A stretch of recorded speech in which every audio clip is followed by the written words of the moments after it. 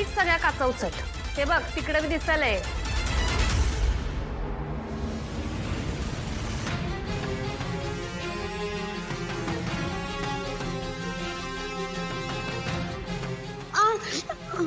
बघू आणि का नाटकं करू नको, तुला काहीच झालेलं नाही.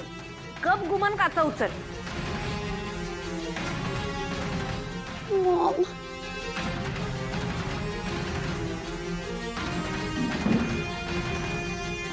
ऋषी सर, प्राजक्ता, अहो तुम्ही कधी आला? अगं आता जस्ट आलो.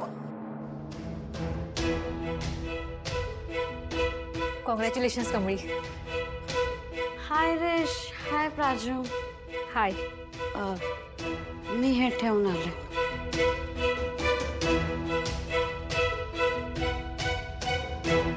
काही नाही अगं, आजींना भेटायला आलो. तू कशा आहेत त्या? बऱ्या आहेत? बरं आहेत. या तुम्हाला भेटवतो. चल. हॅलो.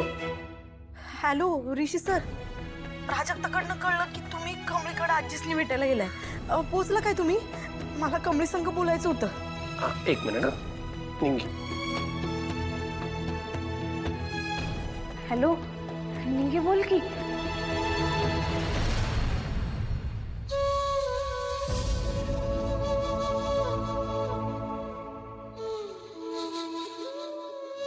हॅलो निंगे, अगं बोल की. कमळे कशी आहेस ग? अन आजी कशा आहेत? ठीक आहेत. माझं जाऊ दे, तू कशी आहेस? मी अगं मला काय होतंय तेव्हा? मी एकदम मस्त आहे बघ. अगं काल रातच्याला तुझं ते वाक्य आठवलं की झोप लागत नसेल तर नुसतं कुस बदलत बसायची नाही, तर अभ्यास करायचा. कमळे मी काल रातच्याला सगळ्या नोट्स काढल्या बघ, आणि तुझ्यासाठी बी थोड्या काढून ठेवल्यात. कमळे तुला रातच्याला मला सोडून झोप लागली काय ग? लागली ठीकठाक. खरं तुझ्याशिवाय नाही करमत ग निंगे. अगं मग ये की कॉलेजात, आपण भेटू. हॉस्टेलमध्ये नाही तर कॉलेजमध्ये भेटून तरी मज्जा करूया. हा चालतंय. ठेवतो मी, तू ये. हा ठेवतो.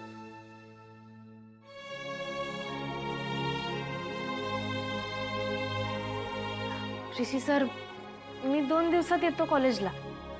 तोवर निंगीकडे जरा लक्ष द्या, म्हणजे तिला सवय नाही माझ्याशिवाय राहायची. प्राजक्ता, तू बी तिला एकटं पडू देऊ नको. हा हो, डोंट वरी. चला. ए, मला का नाही दिलास फोन? मी सांगितलं असतं की तिला तुझ्या आठवणीत रातभर झोपले नाही म्हणून. ए कुळ्या, असं काय बी नाही सांगायचं कमळीला. आणि तिकडे काय व्याप कमी आहे काय तिच्या डोसक्याला, मग अजून टेन्शन द्यायचं तिला. अगं निंगे, एवढ्या मोठ्या घरची पोरती, तिला कसला आलाय व्याप? तू गप्र, तुला काय बी कळत नाही. गप.